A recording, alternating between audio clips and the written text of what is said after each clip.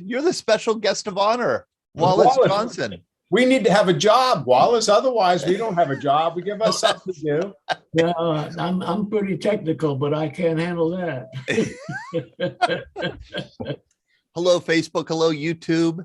We're going to be letting people in a few seconds here with Wallace Johnson, World War II Navy vet, who gorged himself on bananas to make weight to join the Navy in September 1941 at age 16. Still love bananas.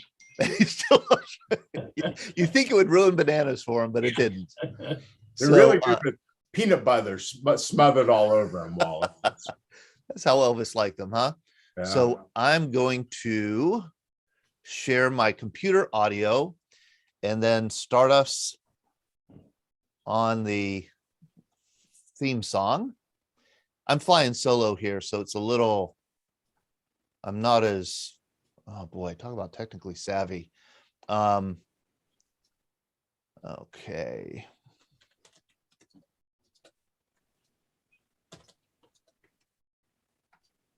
Okay, here we go. Here we go. Music box. All right.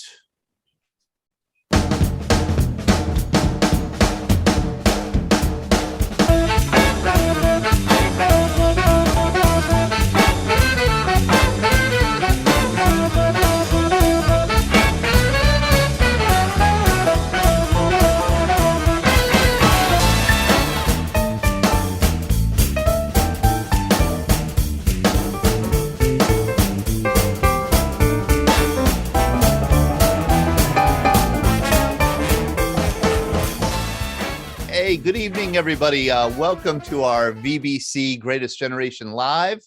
I am Todd DiPastino. I'm the director of the Veterans Breakfast Club. And tonight, and I should say, our program, Greatest Generation Live, is focused on stories of World War II, especially our World War II veterans. And we have a wonderful World War II veteran with us tonight, Navy veteran Wallace Johnson, who joined the Navy. He lied kind of twice to the Navy when he joined. First, he was underweight. He had to gain 1 pound. Second, he was underage. So we'll be talking to him tonight. And hosting the program will be Glenn Flickinger. Hello, Glenn. Hello, all. Hello, Todd. And co-hosting will Scott Masters from Toronto. He's busy right now because he's doing my job for me. Well, actually, my job even before that. So. Yeah, that's right. Yeah, it was your job. You kicked it to me. I proved incompetent, so we kicked it to Scott, and of course, he's taking care of it. So he's doing that. Glenn, do you want to? I guess I should let people know that this is our last program of 2021. We are taking next week off, and we'll be back in the new year. And specifically, let me see here if I could show you. Specifically, I want to let you know about, well, about a couple programs here. Okay. We will be back on, oh boy, talk about incompetent. Sharing my screen. We'll be back on Monday, January 3rd at 7 p.m. And we're going to have Brigadier General Doug Satterfield, who wrote a book. He's a combat engineer in the Army, veteran. And he is going to be, he's written a book about our longest year in Iraq. And he's going to be our guest on our happy hour when we come back in the new year on January 3rd. And then we're going to follow up 2 days later with somebody Scott knows very well, George Zwagstra, who grew up in the Netherlands during World War II, served as a 10-year-old in the resistance movement. His brother, 16-year-old, very active in the resistance movement, has a wonderful story to tell. He later immigrated to Canada. He lives in Halifax, Nova Scotia, and he served in the Royal Canadian Air Force. So we're going to have him share stories. And we're also going to recruit a couple other people who grew up in Europe during World War II to hear about their lives there. So that's going to be our coffee hour. When we come back, we are bringing back the coffee hour in January at 9 a.m. Wednesday, January 5th, and we'll follow that up every Wednesday through at least March. We'll have our Wednesday morning coffee hour plus our Monday night happy hour plus our Greatest Generation Live. intermittently. Glenn, I'm going to throw it to you now. Great. Thank you, Todd. Thanks very much for the introduction. One other program I'll give them a preview on in January. It's a special Greatest Generation Live on Monday, January 10th at 9 a.m. We're actually going to have a night on the show. This has to be the first night we're going to have during the day, at least, right? No pun intended there. Okay. The night is Sir Max Hastings, who was K-N-I-G-H-T. K-N-I-G. You didn't quite catch that at first, Todd? I didn't catch that. No. Oh, okay. Anyway, we're having Sir Max Hastings on Monday, January 10th at 9 a.m.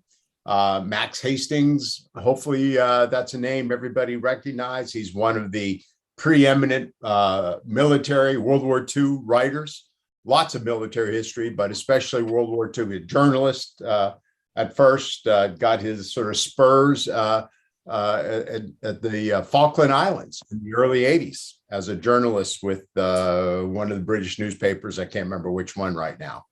And this is another program we're going to do jointly with our good friend Scott Masters, because we've been talking a lot about having a program about the merchant mariners and the role they played in World War II.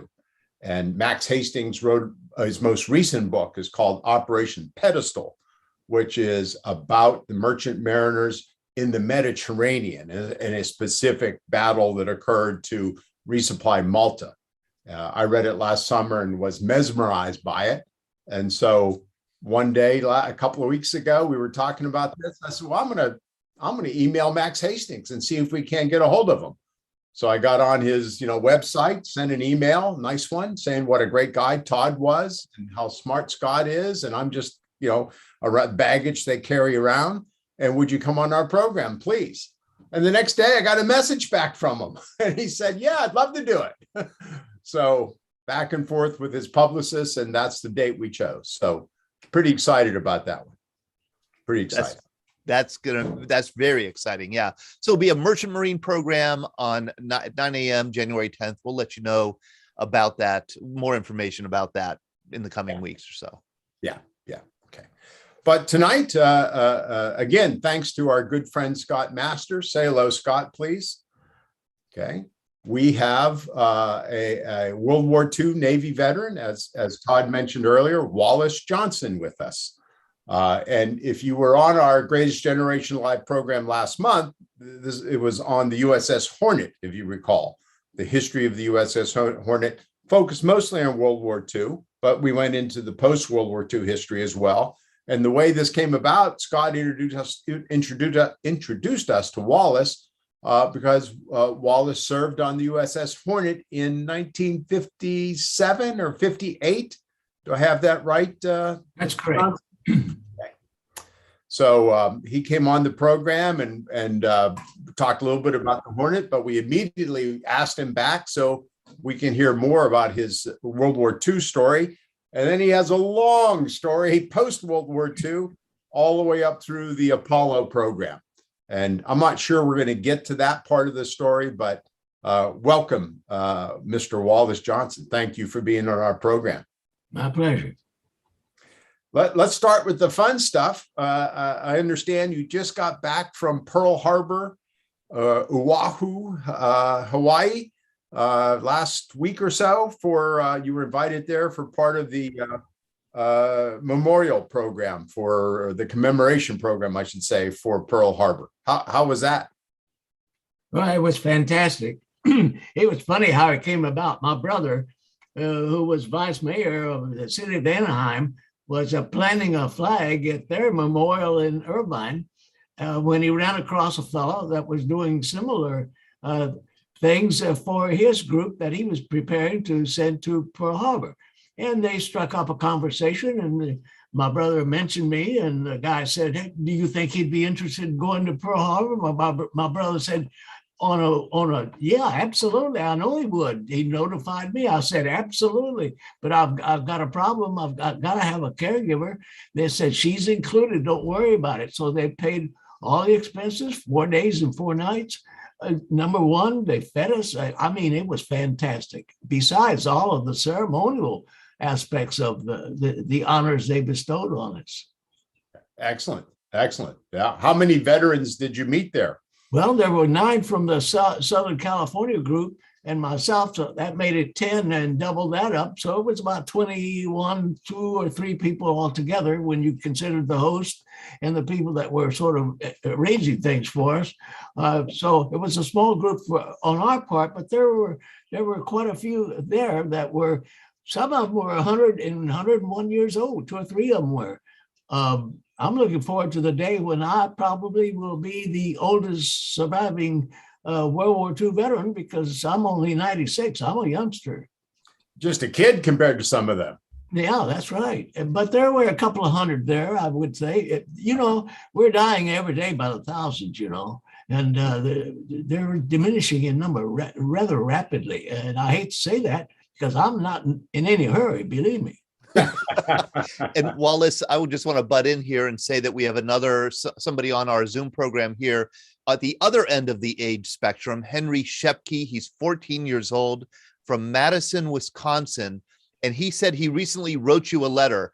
He writes letters to illustrious World War II veterans, asking them for their autographs. And he's hoping that you received a letter from him, Henry in Madison, Wisconsin. Well, if he's around, I think he'll say that he received it because I sent it to him, if I remember right. Oh, good. Hey, Henry, how are you? Henry, you want to say hi? Hi. Hi. So have you received an autograph yet from Wallace? Not yet, but I know there's like postage delays. Okay. So it's probably in the mail. Yeah. It's probably in the mail. Well, Thank I you don't very know when much. he mailed it, but I respond immediately to any that I get. Believe me, I do have quite a few fan letters. That is so great. All right. So thank you. I just wanted to make sure that Yeah. you got the letter from Henry. Yeah, Excellent. absolutely. Yeah. Excellent. Thank you, Henry. Thanks very much. Well, listen, Wallace, let's start at the beginning, as they say. Oh, get Okay. the fuck out of here. Uh-oh, who was that? Excuse us for that. We'll start at the beginning. And born in 1925, Wallace, raised in the Depression. Do we have a picture we can throw up yet of Wallace's family when he was very young? Scott? Yeah, let me go ahead and bring that up.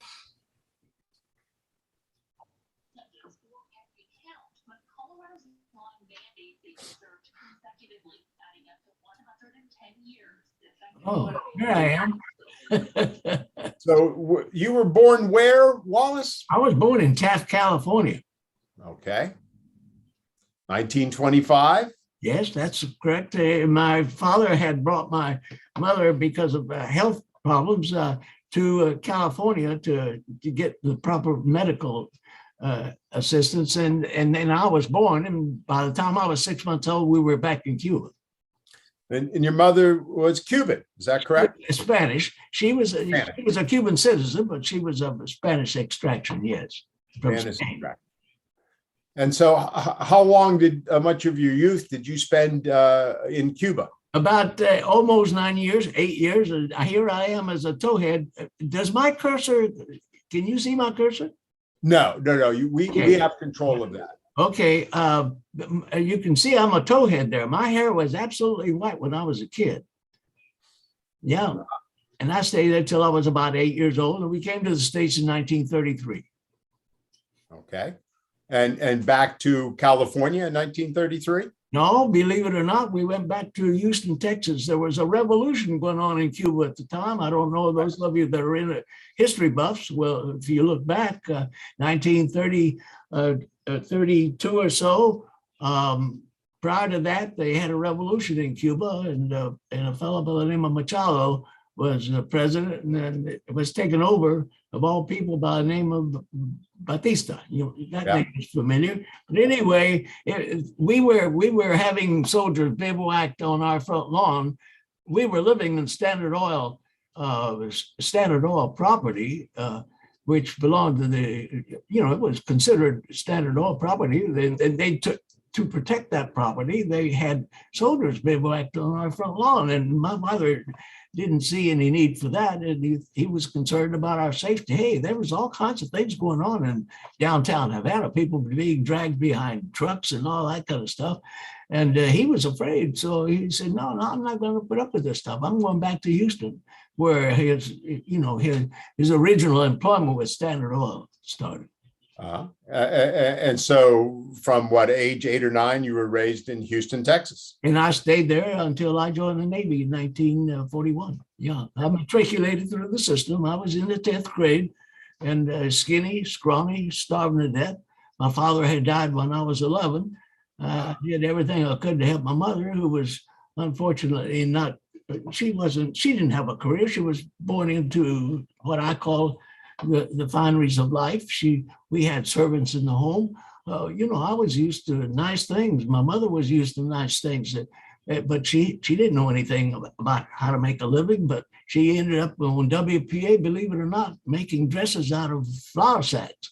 And because she could use the sewing machine, all Spanish ladies and young girls are taught how to make doilies and that fine stuff. She ended up as a master seamstress, working on in Hollywood for I'm having senior moment, I can't think for a second, but Camelot, the fellow that did all of the clothing for Camelot and Camelot. Yeah, Camelot. Uh-huh. Yeah. She did a good majority of all those costumes that were done there. She worked for Baki. I can't think of it. It'll come to me. So you're raised in Texas during the Depression, and your family circumstances are pretty difficult given that your father had passed away. Terrible. Mother's struggling to make a living for you and your family. Right. Having my father pass away at 11, I was the eldest of the group, and I took on that responsibility of doing everything I could to get pennies together. So I shined shoes, I sold newspapers, and it was the fact that I sold newspapers. And in those days, when anything happened in Europe, they would stop the presses, and come out with what they called an extra. So it wasn't uncommon to have 2 or 3 extras a day as things progressed in Europe as a result of their being at war, which you recall started on September the 3rd, 1939. I was at the Houston Press waiting at 3 o'clock in the morning for an extra to come out because I knew the war was coming. My mother knew the war was coming.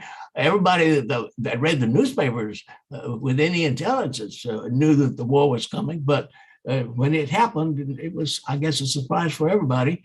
We all know that Chamberlain came back from Europe with his umbrella. Remember his symbol? We will have peace in our time. And 3 days later, Hitler stabbed him in the back and invaded Sudetenland and went into Poland. And there you go. We're off into a war. Right. So you're in high school in Texas? 10th grade.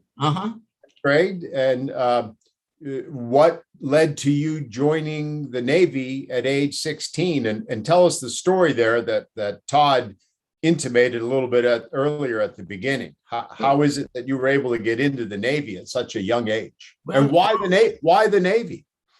Well, at that time, here it is, 1939. I was going to Sam Houston High.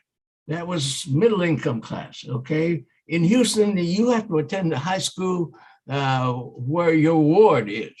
And my mother happened to move from one section of town to another, which required that I go to another school. So I had to attend San Jacinto High School.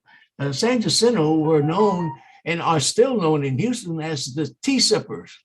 And they had that name because they are upper middle class income people. It's a nice section of town.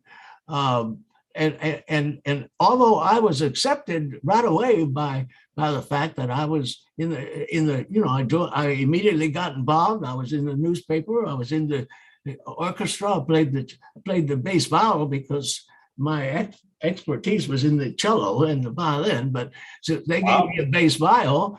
And I participated right away. So I was accepted right away. But if you can imagine people that are coming to school with seersucker slacks and brand new huaraches, and I'm in coveralls, barely in tennis shoes. I had an impact. It was socially bothersome for me.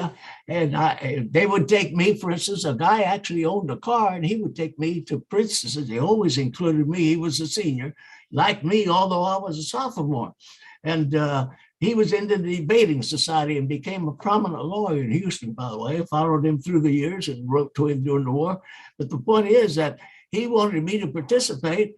And I don't know if you know, in those days, we had a driving called princesses. The girls wore their little skirts up to their knees, and above their knees, actually. And they were on roller skates, and they would roll out to your car with a tray, and you'd lower down the window, and they would hook the tray on there. Do you know anything about what I'm talking about?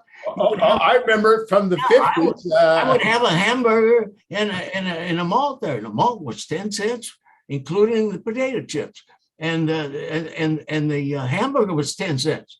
But man, I was making 12 cents an hour with Western Union. I couldn't afford 20 cents, but I always got two of them. But somebody else had to pick up that 10 cents. And after a while, I had the feeling that I was mooching, and I just couldn't stand it. Yeah. So I was having a social problem. I came home one day and I actually got on my knees. I swear to God, I did. And I begged my mother, please, mother, let me join the Navy. Please, I've got to get out. I can't stand this any longer. And she didn't know that if she signed those papers for me to get in the Navy, and she was sending me to a sure death. She had that fear, but being a good mother, she saw what I was going through socially. So it was impacting the way I was forming as a young person. Wallace, when that was when you were 16, correct? That's correct. September of 41. Right. Right. So we signed the paper, the note, please. I let him join the Navy. She lied, I lied, and I went to join the Navy, and they said, "Oh, okay, fine. All you have to do is pass the physical," and the physical required that I weigh 111 pounds for my stature, and unfortunately, I only weighed 110. I was malnourished. My mother sent me during the summertime to a farm so I could at least get 3 squares. But the point is, anyway, I did have people that were interested in me. There are people walking the face of the earth who are actually angels and don't even know it. And I met some of those angels. One was an insurance executive who took me on as a young boy and took me to the first professional baseball team that I've ever attended, for that matter, or even since then, because I'm not into sports that much.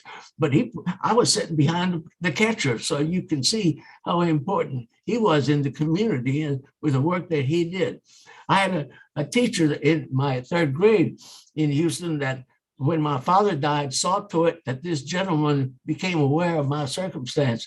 And through the years, from the time I was 11 until I joined the Navy, he always participated, taking, functions, Boy Scout functions, the Y and all that kind of stuff. A father figure, in a sense, doing good work. He was that kind of a man. But anyway, I ended up taking my weight, and I only weighed 110 pounds. And the recruiter said, "You got to weigh 111. So I'm sorry, you can't come in. You got to come back 6 months from now. I guarantee you'll weigh 100. You'll be in the Navy. That's what you want to do." And so I figured, oh man, I can't stand that. I got to figure out a way around this thing. So that's when the banana caper came into being, which is what Scott is talking about. And I'll let Scott fill in if he wants to. But hey, guys, I got to get a glass of water because I can hardly talk. Go right ahead. Go right ahead, Wallace. Okay. I'll be right back. Go get some water. So Dodd, what we know is that he went off and ate a lot of bananas for half a day or something, right? And I love that phrase. There are people who walk the earth who are angels and they don't even know it. Yeah. There are people who make an impact on others' lives, and they really have no idea the impact that they're making.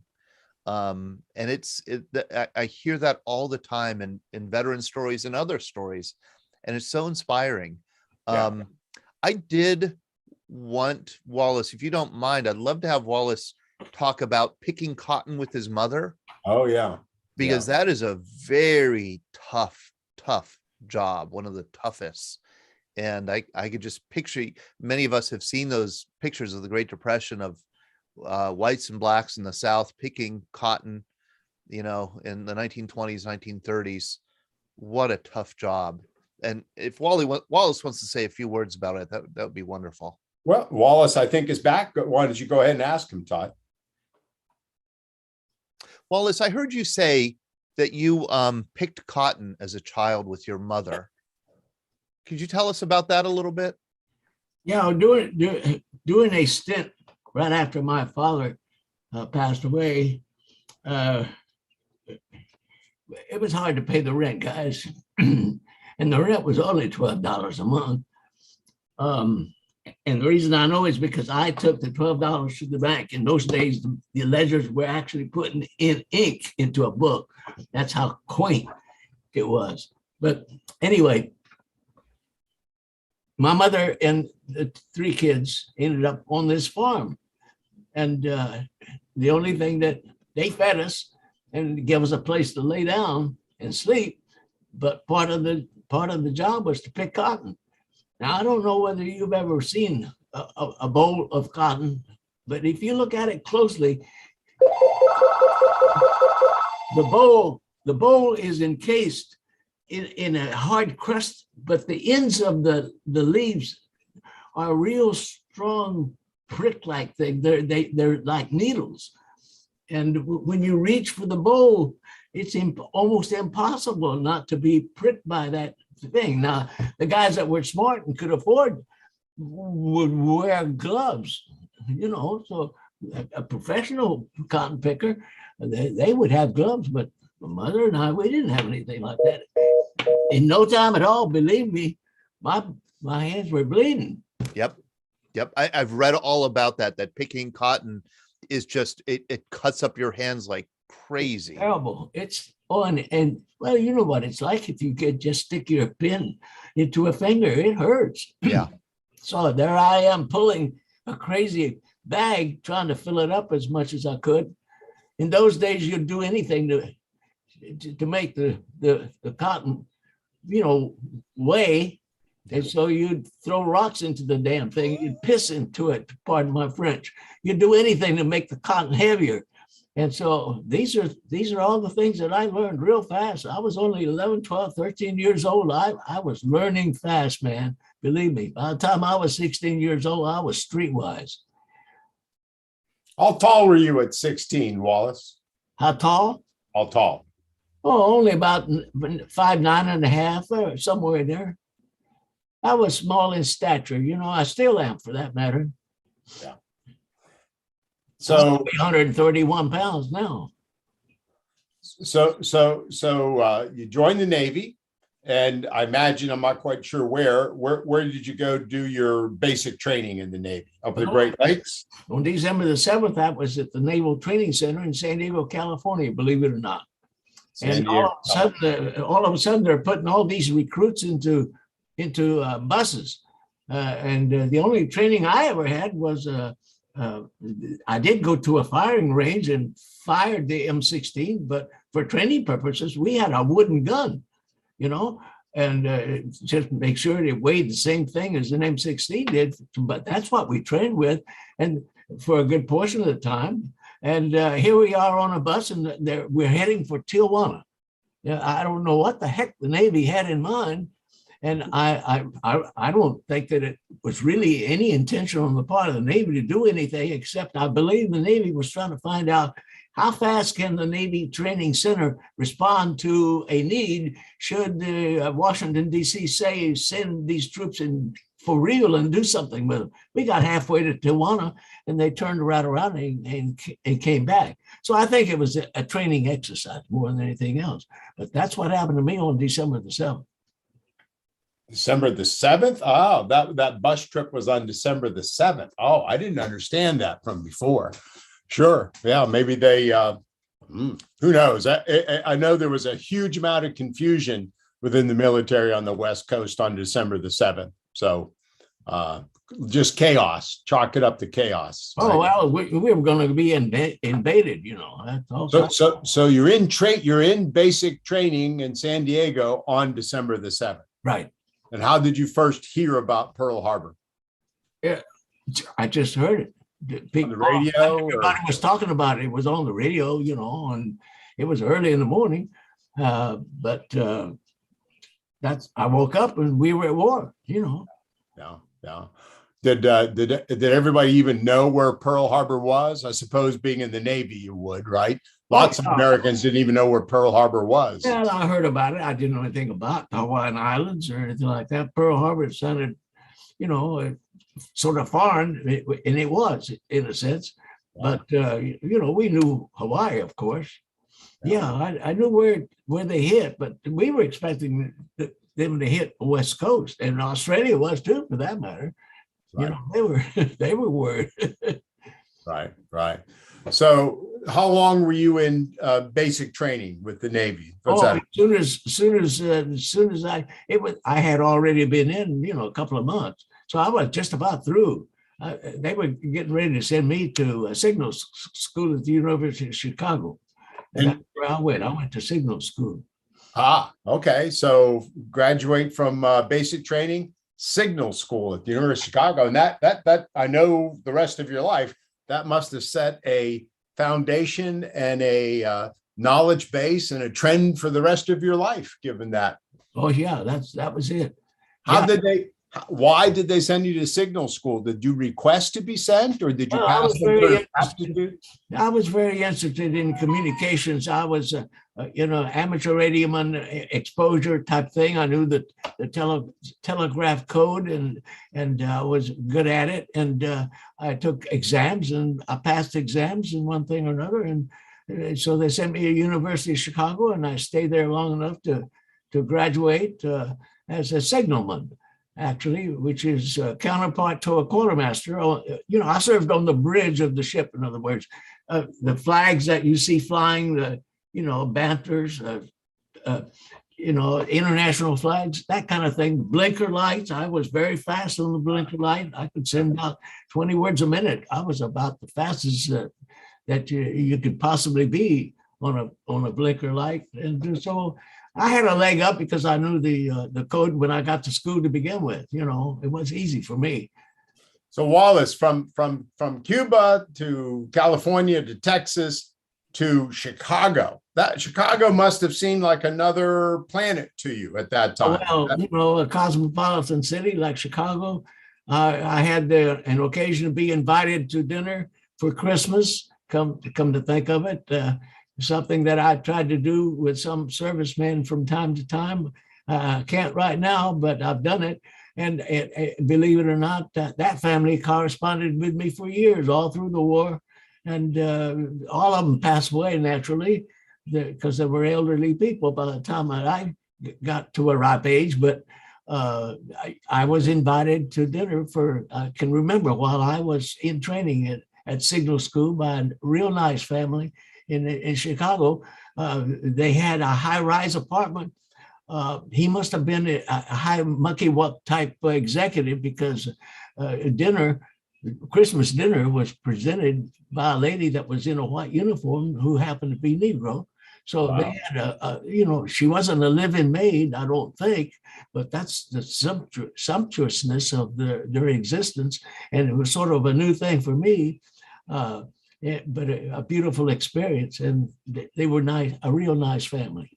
Yeah, I know. When I think Chicago, I think deep dish pizza myself. But well, I ended up going back to Chicago later on, and of course, that's another story.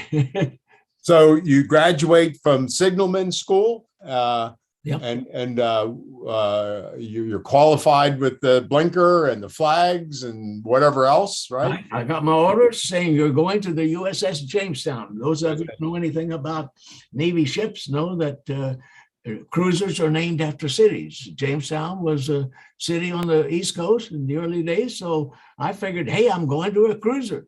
And man, I was looking forward to it.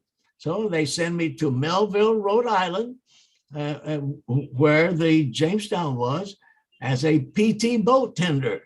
Find out she was the world's largest yacht. And there she is on the right. And you can see by the superstructure and the hull line, et cetera, that could not have been the same ship that we looked at when we saw that yacht. Ah, okay. It's close to it, but they didn't renovate it that much. See the difference? Well, you know, they can do a lot of things with changing the shape and the structure. Well, that's true. That's true. You know? So originally it was a yacht. I think it was the this wealthy family in Philadelphia, the Colander family or Colander family. Cadwallader, yeah. Cadwallader, yeah. Yeah. I guess when you look at the rake of the line, the stern and the bow, they look awful similar. The bridge looks very similar. So I guess it is the same thing. I could be wrong. I could be wrong. Go back to that comparative picture if you could, Scott. Just for a second. Where you had both the yacht and the one before this. There you go. Yeah. If you'll take a look at the stern, you'll see the similarity of it. Yeah. If you look at the bow, you'll see the similarity of it. But the bridge is somewhat different. Notice the bridge and where the funnel is. Funnel is closer in the yacht than it is on the Jamestown. But like you say, they probably just renovated her. But I understood that she was ready. We went to sea. I went on board just before April 42. And we immediately went to the Panama Canal and headed out for the South Pacific. And it was renovated to be a PT boat tender. That is correct. PT 109 type of boats. Right. So everybody, do we have a picture of a PT boat? I had some earlier, Scott or Todd. Can we throw up a picture of a PT boat just to make sure everybody understands what we're talking about? Yep, let me go ahead and find one. I will certainly will in a moment. And I'm going to, if Scott doesn't get on that, I want to say Trey Berman, who's another 14-year-old we have on. He had his hand up briefly. Trey, are you still with us? Oh yeah. Yeah. Hey, Trey, how are you? Good to see you. I'm kind of mad at the Navy for defiling that boat. Because that is a really, really nice yacht. That is a really nice yacht. That is a Trumpy yacht. They're beautiful wooden boats. There's one in Annapolis right now, moored up in a harbor. There's actually the thing that made the Trumpy yachts. The factory that makes them is in Annapolis. They stopped. It's now a restaurant actually called the Chart House, and it has a bunch of like designs of like Trumpy yachts. They're very nice. They have very nice wooden interiors, very nice china. And usually I'm a huge fan of warships, right? That is the one time I am not happy about a warship being turned into a warship because, you know, it's a really nice boat. It is a really nice boat. These new yachts have landing sites for helicopters too, remember? Yeah. There's a lot of difference. These new yachts look like cruisers. There we go. There's a PT boat, right? PT. Now, there were a variety of types of PT boats. This one here, you'll notice the PT boats have the torpedoes on deck, starboard side. There you'll see what they did, but they just tilted them over and threw them into the water. There were others, different types, so they had different configurations. But these PT boats, as I recall, at least the ones I'm familiar with, like PT 109 and the famous PT squadron that evacuated MacArthur from the Philippines. From the Philippines, yeah. Right. They were made from wood. The hulls were wooden. They were made out of wood. That's right. Right. You know, wouldn't hold back much more than a 22 caliber bullet. Right? Oh, they wouldn't. They couldn't stand that kind of thing. But they had 300 horsepower, three Packard engines aboard. Yeah. In those things, and they were powerful. You know. They were capable of doing 25, 30 knots. Yeah. Someone explained to me one time, maybe it was in a book I read, that PT boat captains like John F. Kennedy and some of the other famous names were the Navy equivalent of fighter pilots in the air, right? They were, pirate type guys, high risk, adventuresome guys. And they were incredibly courageous. I just made an error. I said three Packard engines. She didn't have three. It was the Jamestown that had three Bessemer diesels aboard. That's where the number 3 came from. I made a mistake there.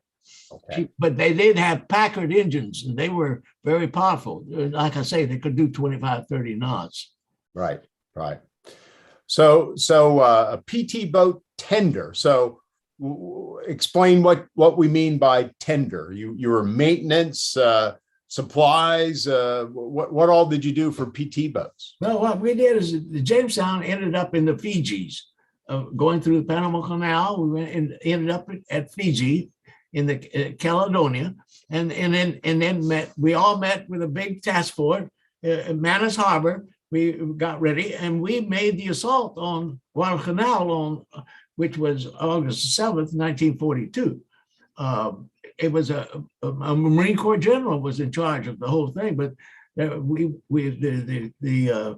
fleet started up and had to retreat for a period there of a couple of days because we were being attacked by aircraft. And the end result is we turned around and continued on, made the landing of Guadalcanal. Jamestown ended up in Tulagi. We went across what we now call Iron Bottom Bay, that name because there were so many ships that were sunk in that area. Now, this is an LST type of PT boat tender, which you see in the lower right-hand corner here. But we were number 3, so we were one of the first PT boat tenders, and that's why she was converted. And we supplied food and we supplied gasoline, 110 octane, and we had alcohol aboard, which is what torpedoes ran on for fuel, by the way. And so, we not only had torpedoes aboard, but we had gasoline and that kind of thing. So we tended the boats who went on their maneuvers at night to encounter the Japanese fleets that came down through the slot trying to resupply the Japanese troops that were sort of defending the island, trying to exist, because this was, if you don't remember, this was the first island that we took away from the Japanese. This was the turn of the war. Right. Turn. Yeah, this is kind of a larger map of the Pacific. I don't know if we have one of just the Solomon Islands. Well, this is great. This is Guadalcanal, and you see just north of Guadalcanal where the round circle is. That's Tulagi and Florida Island. I have that right? She was the capital of the British Solomons. Right. And it was actually on Tulagi, which is a very small island there in the middle of that circle, where the Japanese had built their first airstrip. It was a, what do you call it? One of the kind of airstrip for boats that landed on water. I'm sorry, I'm having my senior moment there, Wallace. Yeah. And then the first land airstrip was built there just on northern Guadalcanal. Well, Guadalcanal, of course, the famous field there was Henderson Field, if you recall. Right. An awful lot of Navy aces got their first shots there. So Wallace, after the Battle of Savo Island, I think that's August 8th and 9th, the Navy withdraws from the area because of the threat from the Japanese planes and Japanese warships. Did the Jamestown withdraw or did the Jamestown stay? No, we were up, we were docked and covered over with foliage. Every morning we had to go out and cut green foliage to cover the ship up as much as possible. We were almost stuck in, when they gave us orders to come back to the States, because the USS Niagara had relieved us and we were supposed to have a recreational leave, we had to have a tug take us out of there. We were actually stuck in the mud. We were. So all the other Navy ships withdraw, but the Jamestown stays with the patrol boats, with the PT boats. Yeah, because they were looking for those boats. They knew that we were sinking all kinds of ships out there, PT boats were rather successful at what they were doing. They got rid of some destroy, but it was all nighttime operations. Right. And Washington C. Charlie was Japanese observation aircraft would be directly above us, looking. They knew there was a tender there somewhere, but we lucked out and kept them from knowing or finding out that where we were moored, because we were completely covered over. Every day we went out for new green foliage. And the funny part about all this is USS Niagara relieved us, and we had a meeting with these people, telling them, now you're going to have Japanese fly right by you. They'll come up in the bay, or they'll be flying around at night. Whatever you do, don't fire on those aircraft, because you'll disclose your position and you'll be vulnerable to an attack, because they're looking for you. They know there's a tender here somewhere, but they didn't know where. The end result was the Niagara relieved us. We were on the way back to the States. We were going down to Fiji. And next thing you know, we hear the Niagara has been sunk. They fired on the first airplane they saw, and they sunk them. And what happened? We had orders, go back to Tulagi. Thank you, USS Niagara. So how many men on this on the Jamestown?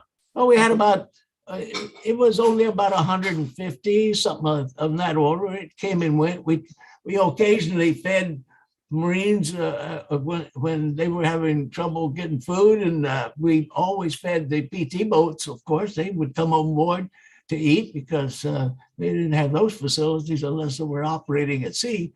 They just had a little galley, and eat sandwiches and things like that. So we supplied food, gasoline, torpedoes, alcohol, gasoline, and the whole bit.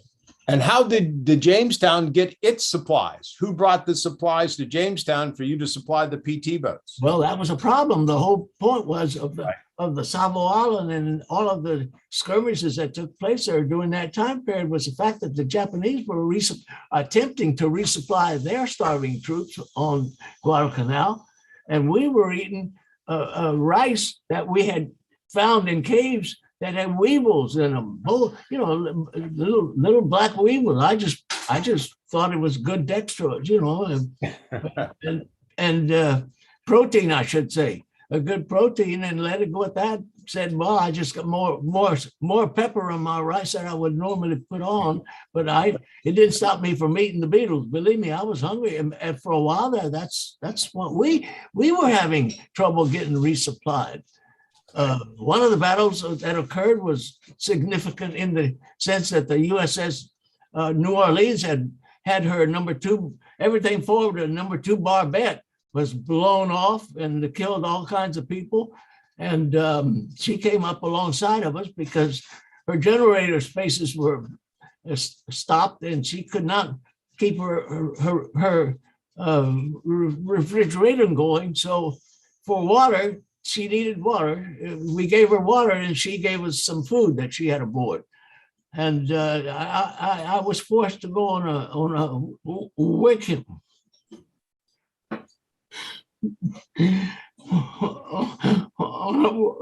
a working party. Here I am, a 16-year-old kid, picking up bodies all over the place, putting them on an LCVP, landing crash vehicle personnel. You know what I mean? It's and we stacked them like cordwood.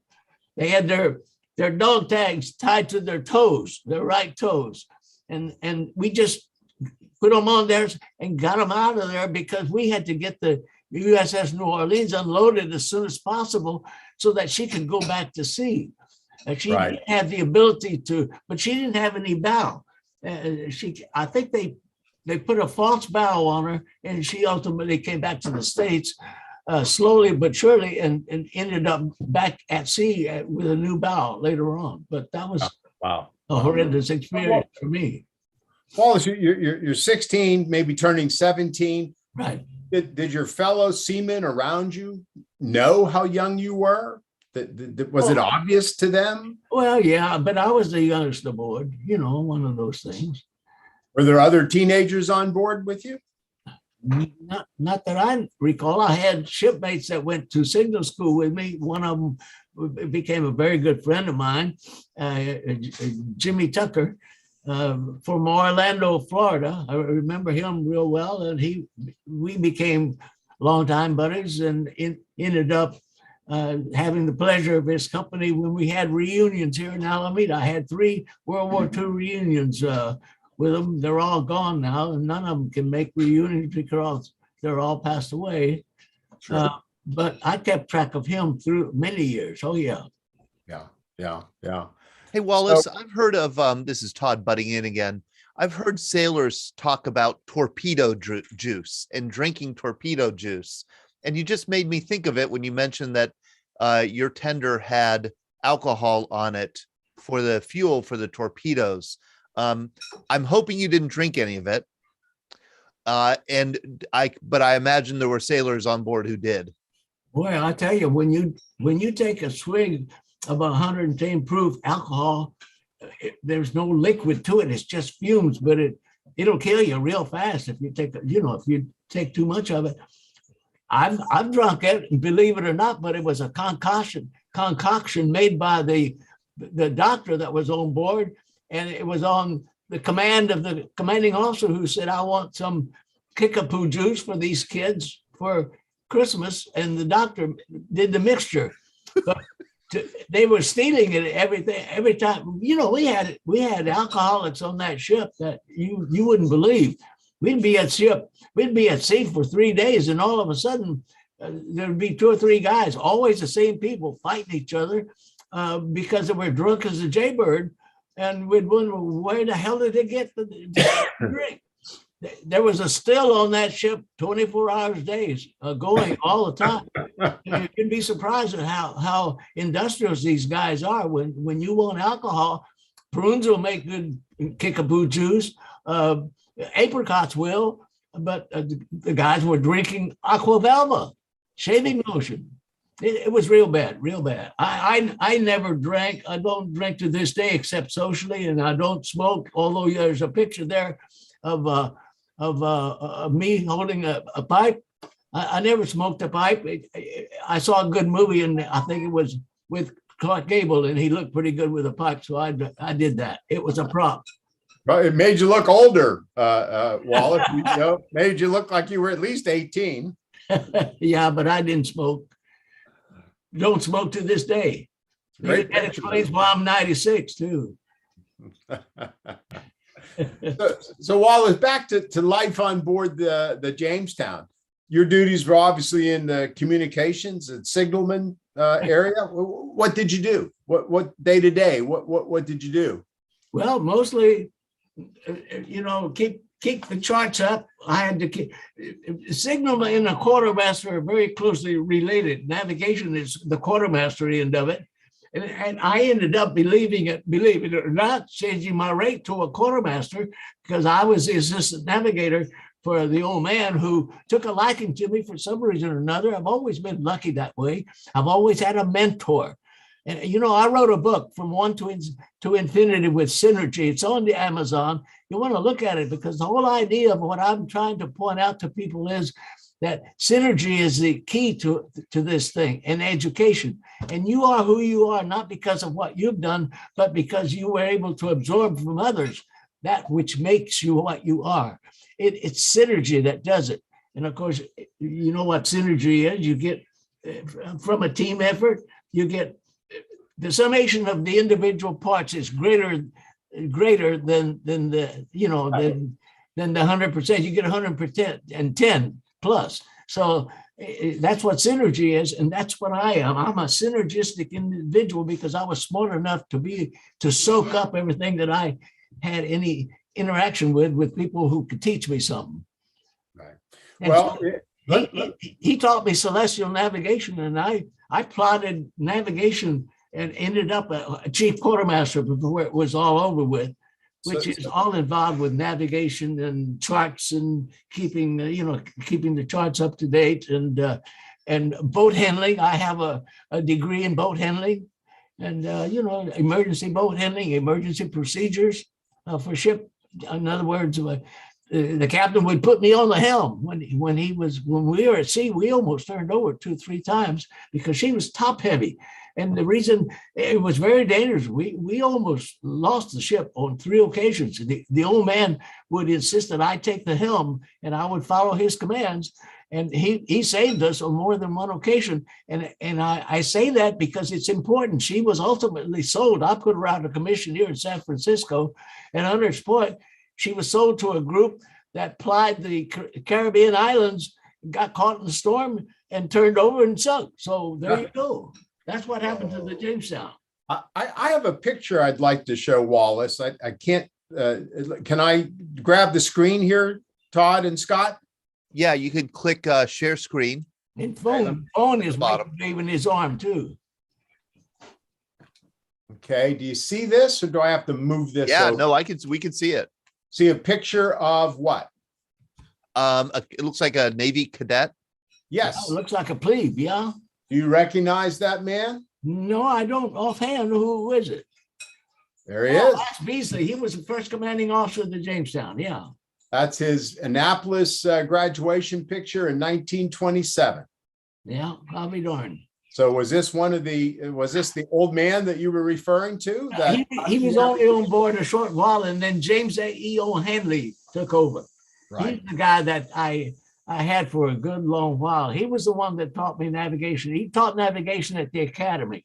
He was a Right. reservist. Right. And that's why I could not find a picture of him. Uh-huh. I looked and looked and looked, and I came up with Beardsley, but I could not come up with O'Hanley. Yeah, James A.E. O'Hanley was his So name. tell us about your relationship with those two captains. Didn't they know you were 16, 17 years old?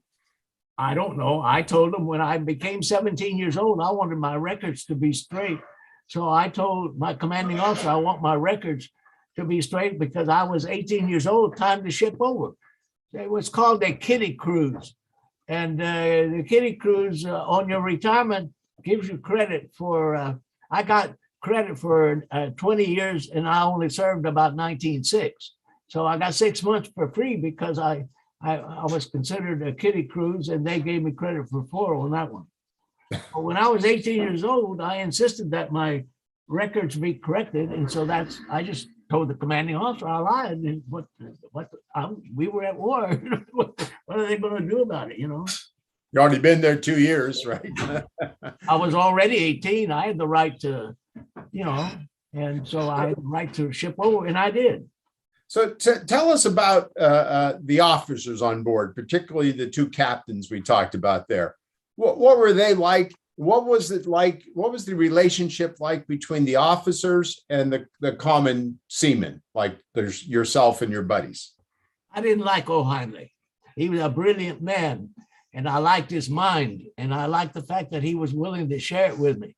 And I learned a lot from him. And if I were to go to war tomorrow, I would want him as my commanding officer. But as a man, I wouldn't want him living next door to me.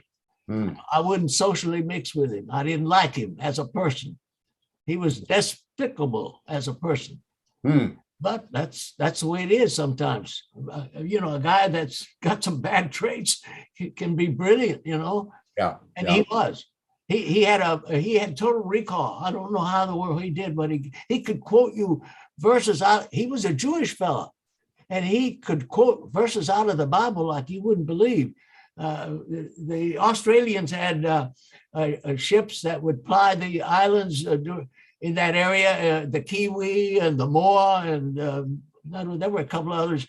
But there was a commanding officer on the Kiwi that he didn't like too well. And the Kiwi commanding officer didn't like our commanding officer.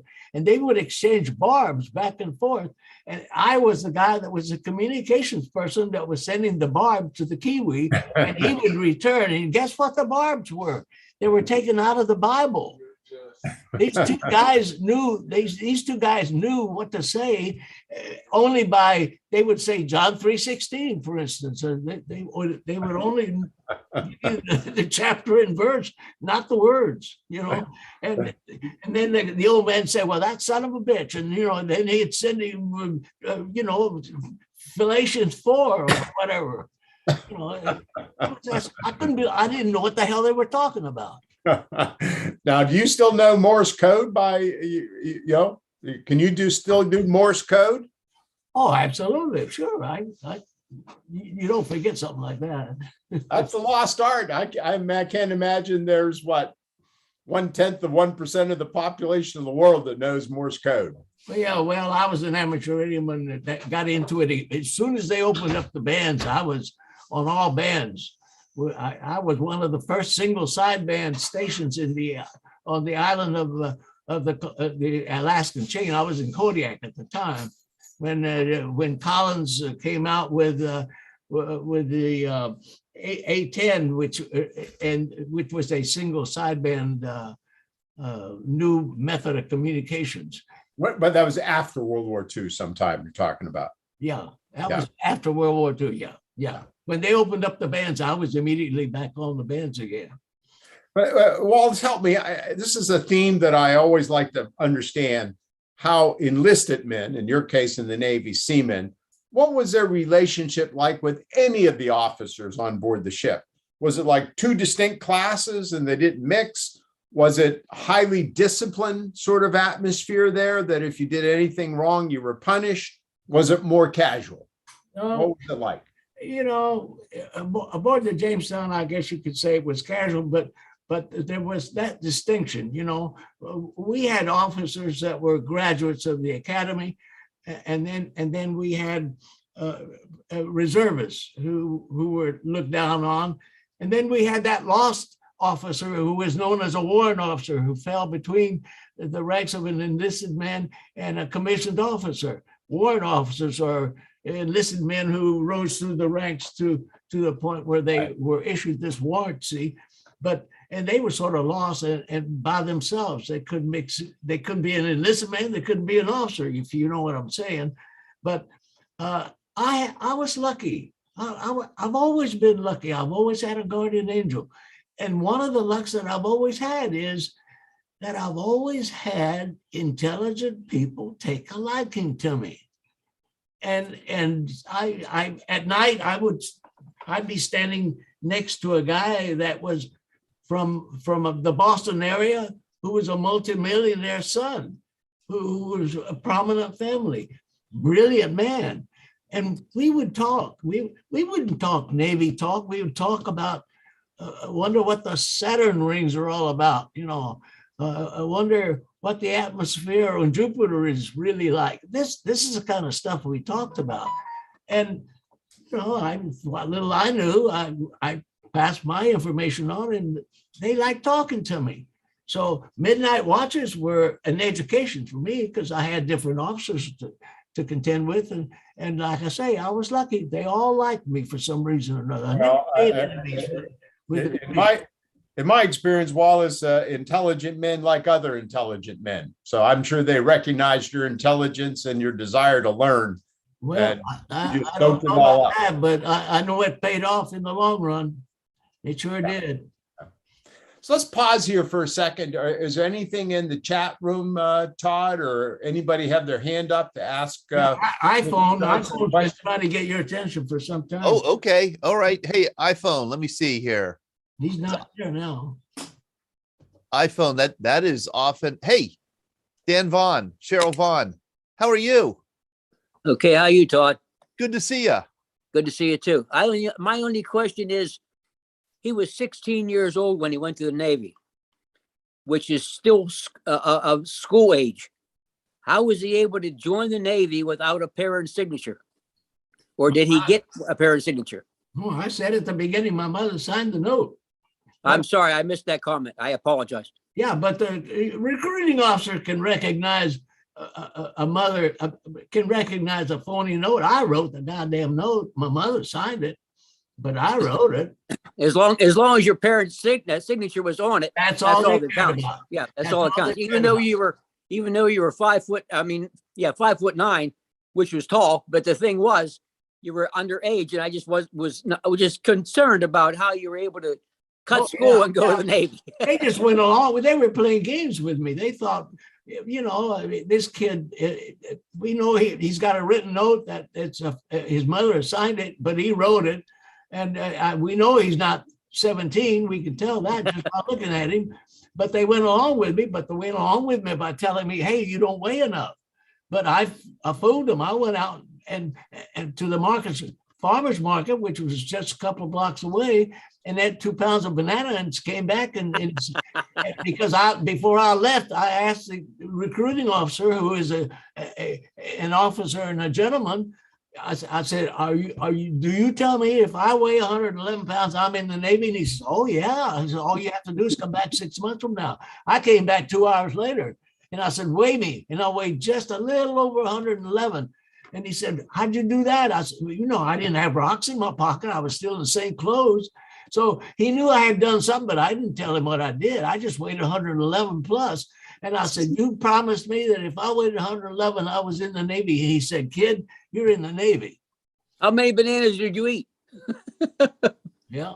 How's that? How many bananas did you eat to get that weight? I don't know, but it was a good many. And it wasn't any fun. Believe me, after the third or fourth banana, it's no fun, but it was a job I had to do. And you'd be surprised how many bananas, 2 pounds. It took me quite a while to do it, but I did. Your stomach paid for that. Yeah. I saw Scott had his hand up. Scott, do you have a point? Scott Masters and then Trey Berman. Yeah. Yeah, I was actually going to ask that exact same question. I was curious about the number of bananas. Go ahead to Trey. I have another question, but take Trey first. Okay. All right. Hey, Trey. Hello, how's it going? Good. So you mentioned Washing Machine Charlie. Yeah. And I've heard of Washing Machine Charlie before. I've talked to many Guadalcanal veterans. It's a very infamous plane.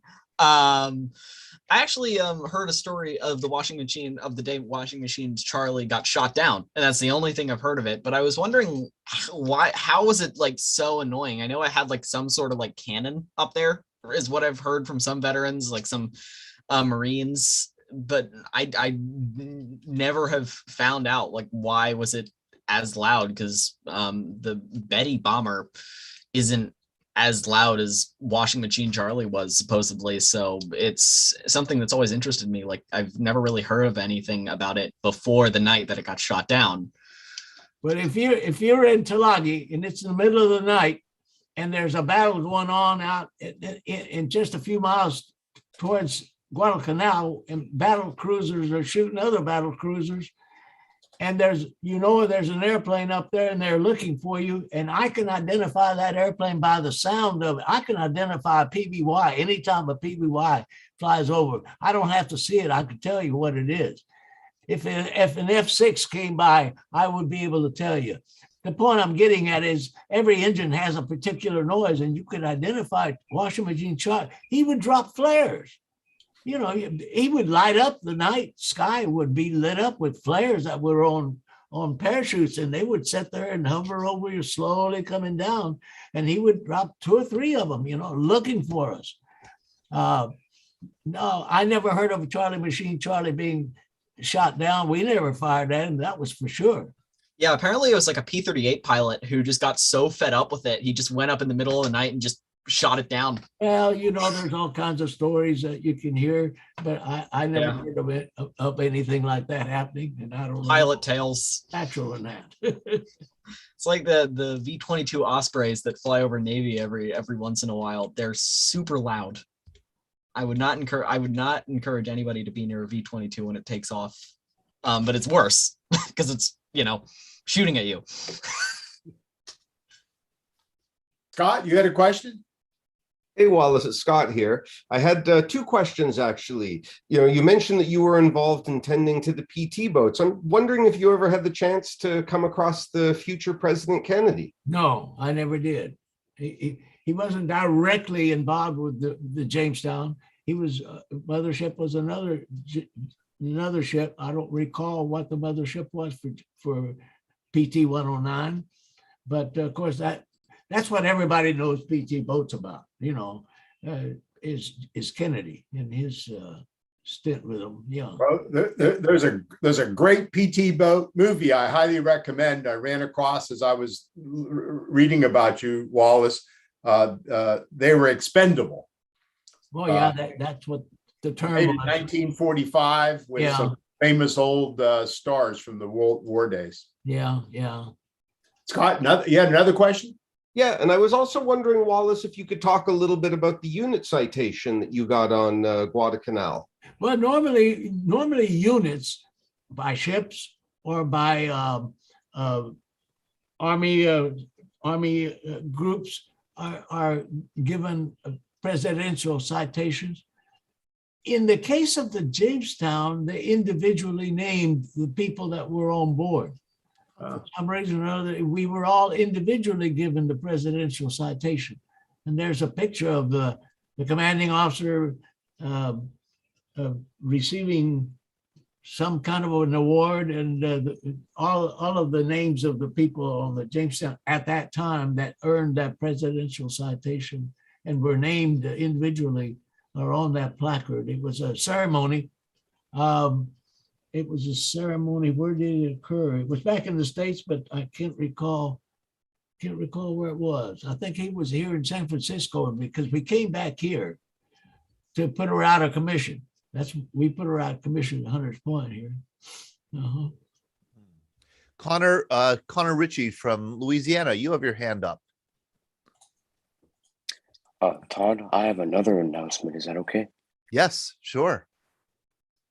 Like I said, I just posted an announcement in the chat about Captain Royce Williams, so I'll be interviewing pretty soon.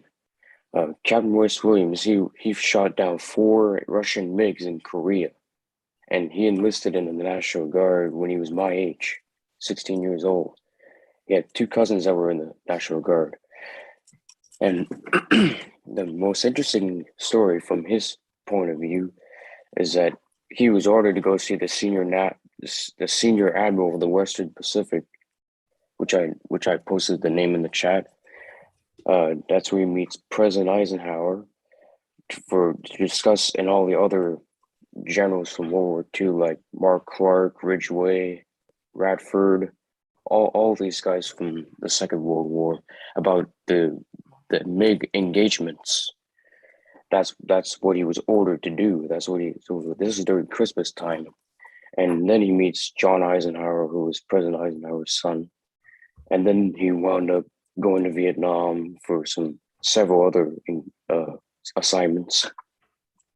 Yeah. So this is famed fighter pilot Royce Williams, who joined the National Guard at age 16, much like Wallace here joined the Navy during World War II. But then he became an Air Force fighter pilot and shot down 4 MiGs, I think, in Korea. So is considered an ace and fascinating person. And you're going to be talking to him, Connor, soon on the phone? I might be doing Zoom, but Royce was in the Navy, so he was He was Navy captain. flyer, Navy. He was in the Navy. Sorry about that. So when you talk to him, please do, take notes and come back and let us know what you learned from him. Yeah. All these guys that he met were all World War II fellows, like General Bradley, Omar Bradley, General Ridgway, 82nd, Van Fleet, all these other guys from World War II. There were 16 in the room. So yeah. Can't imagine how grand that meeting was. A lot of brass in that room. That's right. A lot of famous names. Yeah, a lot of famous names. Thank you, Connor. Thank you so much for sharing that with us. Talking about medals, I had the honor of being given some stuff that was very interesting. One particular medal there was given to me. Another one here with a thing that goes around your neck. It was given to me. And then the one that I'm really proud of was given to me by Admiral Cott, who is in command of the Navy region of all of the Hawaiian area. The thing must weigh a pound. It's heavy and it's a beautiful thing. There's the reverse, and it's gold plated. I think it's lead though, but it weighs a lot. And I'm proud of those. They were given to me by the Admiral. And so I'm real proud of that.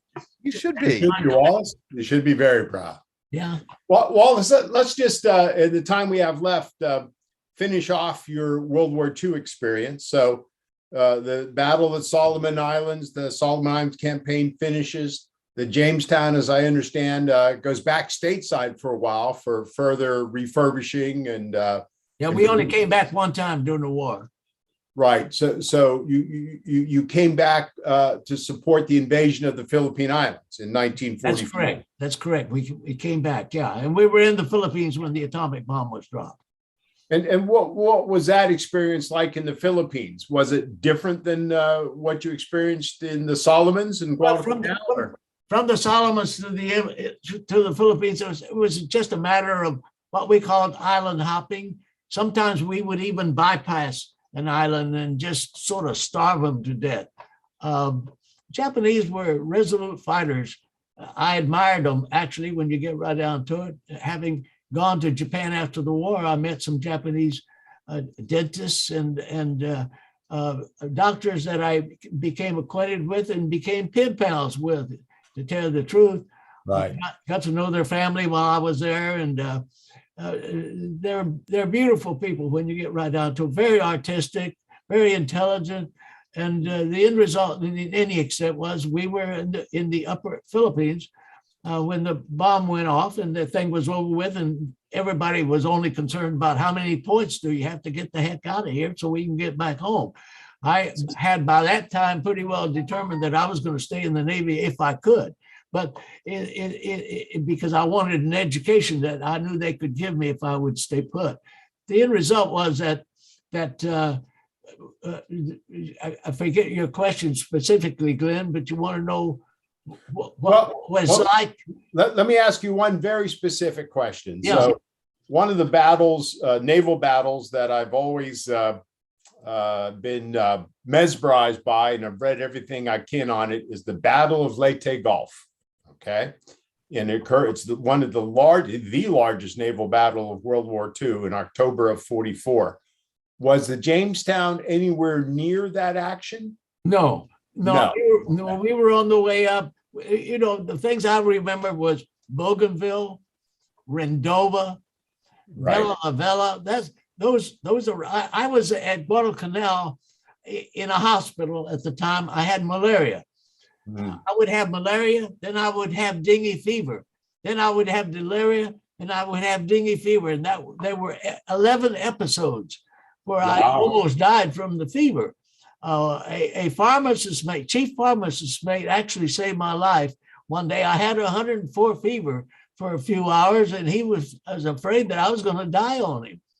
And the doctor said, pack him with ice. So they believe it or not, they put ice all over my body and lowered that temperature, but they decided they couldn't take care of me on the Jamestown. So they sent me to Guadalcanal and put me in a tent, and because I was going to be a guinea pig for some new medicine that was coming out at the time that the Army was trying on people.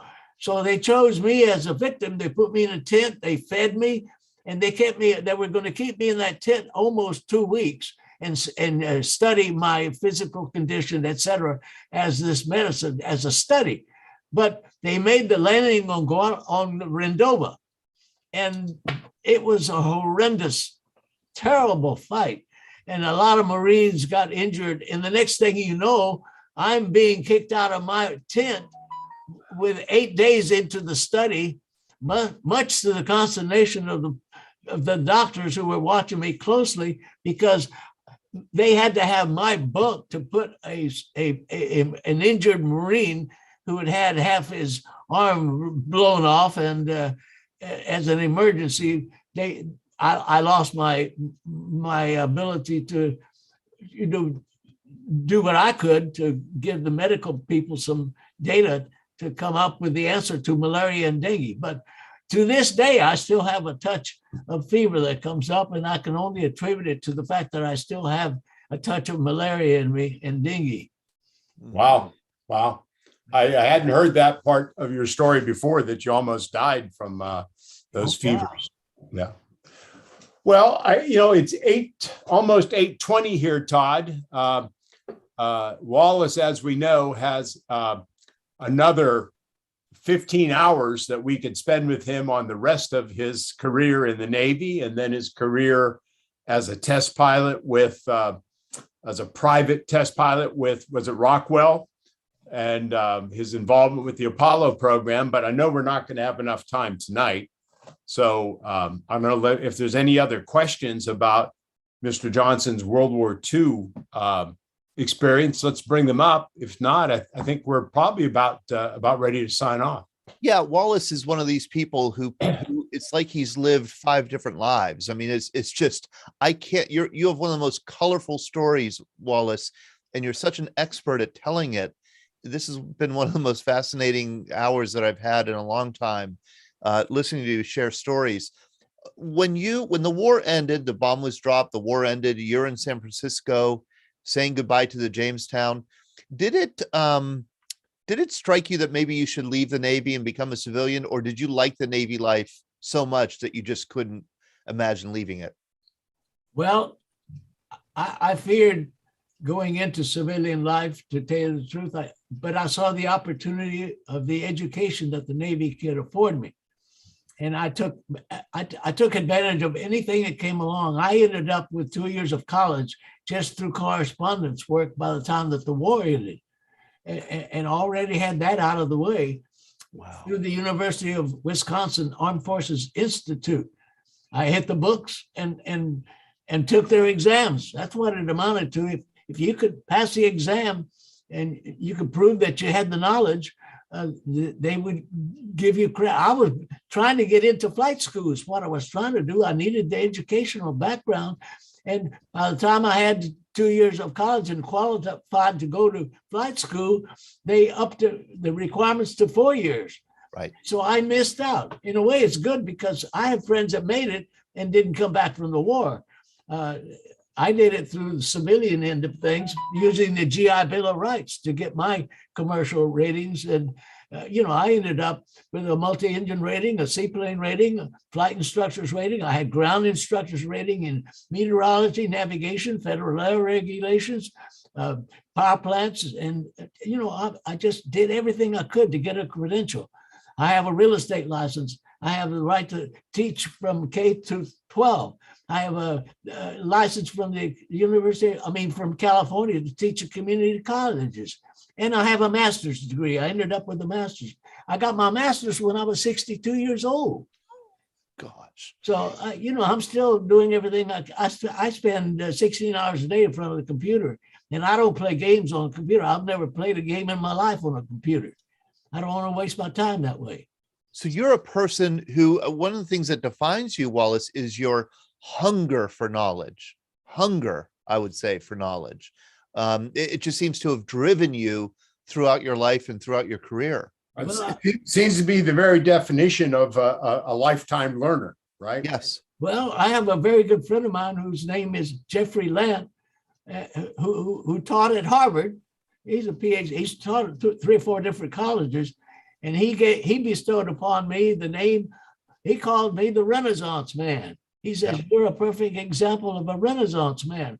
I never paid any attention to it. I don't know what he really means by that, except that it sounds good, and I accept it. Supposed to call me Renaissance man. Okay, that could be worse things to be called. Absolutely, yeah. But it was an accolade that he bestowed on me, and I worked with him. He was doing a little thing to make a little bit of money on the internet, and he's got a company that's now 23 years old. It's called World Profit, by the way, and it's been around longer than Google or Facebook. It's been around 24 years now on the internet. I still belong to World Profit. He's now retired. He's got Parkinson's. He's in bad shape. When you got out of the Navy, you became a licensed pilot, or you were already a licensed pilot. Yes, and you got in.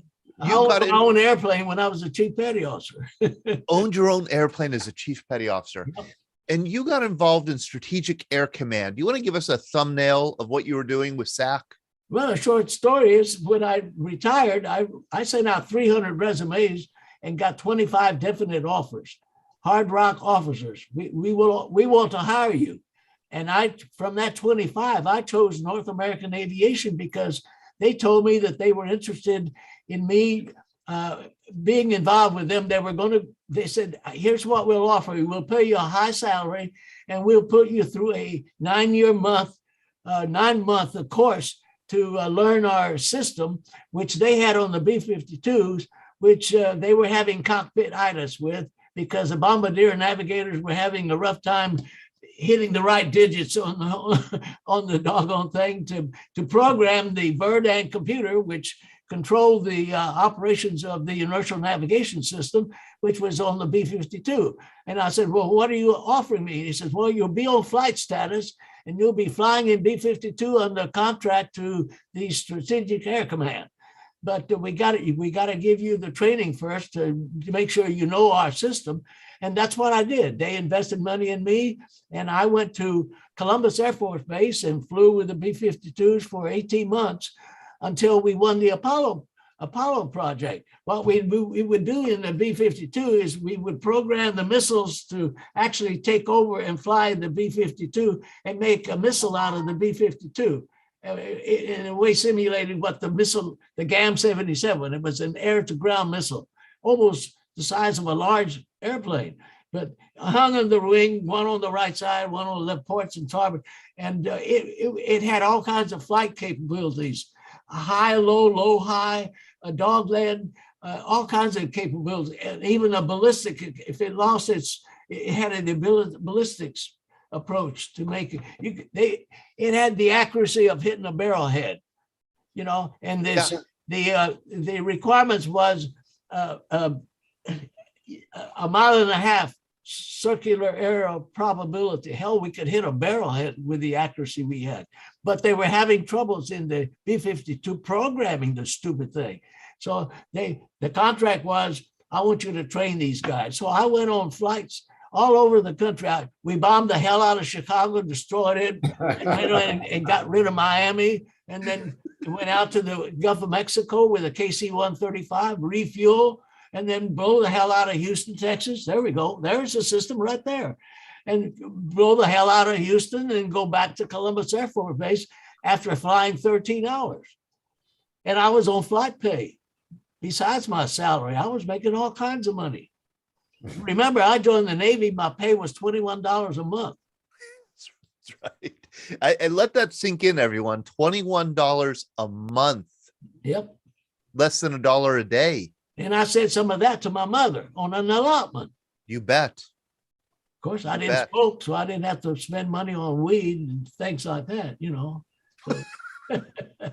And your torpedo juice was free, so you know, yeah. Well, I didn't drink, so my torpedo juice went to somebody else. And then, could you tell us just a little bit, just to tease people, because I think we'd love to have you come on and talk more about it at another date, about the Apollo program. What was your role in the Apollo program?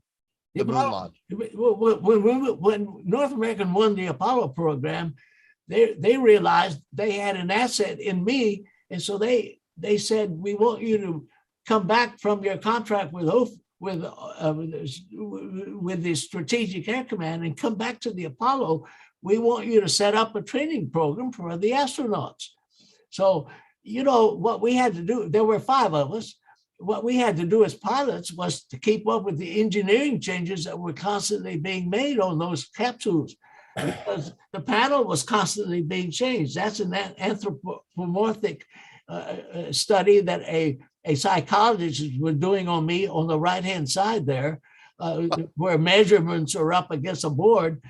They measured every appendage on my body. Believe me, I know how long everything is, much to my shame. But what I'm getting at is that there's more information on my body than there is on a lot of people, because they were gathering information for me to figure out how to give the dimensions to the people that are going to make spacesuits. If you see what I'm saying, they spent over $200,000 just putting me into a spacesuit.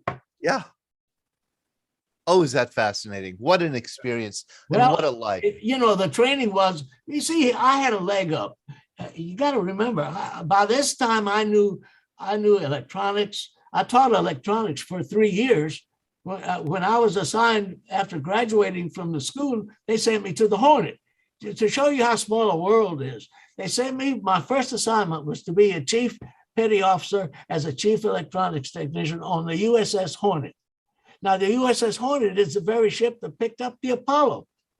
I flew on the Hornet on a COD ship, carrier on deck delivery, as a civilian engineer, because they were having a problem with the inertial navigation problems on the F-14, which the system I was an expert in with Lytton. I was by then working for Lytton. Lytton actually flew me on board.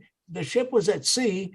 We landed. I stayed on her 12 days, found out what the problem was, solved the problem, got back on the cod ship and flew back to my plant and with Lytton and went on another assignment. I ended up establishing an inertial navigation lab for the Army Air Force Air Intelligence Squadron in Fairbanks, Alaska. From there, after 18 months, I came back to Alameda Naval Air Station and established an inertial navigation lab here. All of a sudden, it's time to retire. I came here for a 1-year contract, 1 year. And that contract was canceled 4 times. And I stretched 1 year to 13. And I could have retired any place in the world. And my manager, I called my manager and I said, hey, I've got 19 years with you guys. I'm coming up on 20. I want to retire.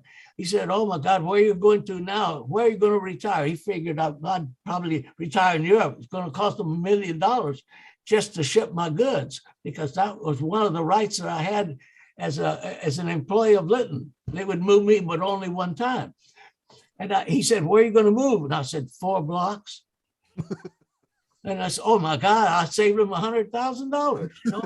And I ended up retiring right here in Alameda. And guess what? The USS Hornet is here as a museum. The darn thing is following me around. I can't believe it. It's a small world.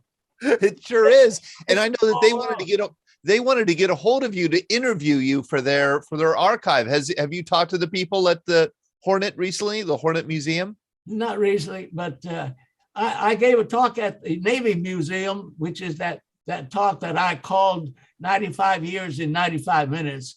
And I did that off the top of my head, by the way. I didn't have any notes. My lady friend of 19 years that I had taken care of after my wife died, her best friend, by the way, I married her. I wanted to marry her, but I took care of her for 17 years, just as I was married to her. And the end result was, believe it or not, did that off the top of my head. And I'm real proud of it. It's real good. It's on YouTube. I've seen it. It's If you wonderful. wanna look it up. It's a chronological history, a synopsis in a sense, boiled down. But there are some moments in it that are very important to me. But the end result anyway was that she had a caregiver who took care of my lady friend for 5 years. And I'll put a ribbon on this talk with you guys, but telling you that on November the 12th, well, anyway, I ended up, she passed away after 17 years. She had a good caregiver, and I observed this caregiver. She was a lady from Chile. And I realized, oh my God, my doctor told me, you have a tendency to fall, Johnson. You're going to break a hip. You're going to go into the hospital. You're not going to die from the fall. You're going to die from something you're going to catch at the hospital, some infection or something, which is the worst thing you want to do, guys, is to go to a hospital. That's the worst thing you want to do. Mm-hmm. I said, well, I want to die at home. And he said, well, you got to have somebody take care of you. So I made the offer to the caregiver of my lady friend, Vicky, will you take care of me like you took care of Joanne? And she said, sure, I'll do it, because she had just lost her house because it was sold out from underneath her. And she had a problem. I said, well, move in with me. Take care of me. You don't have to pay any rent. I can't pay you a cent. I can't afford to pay you anything.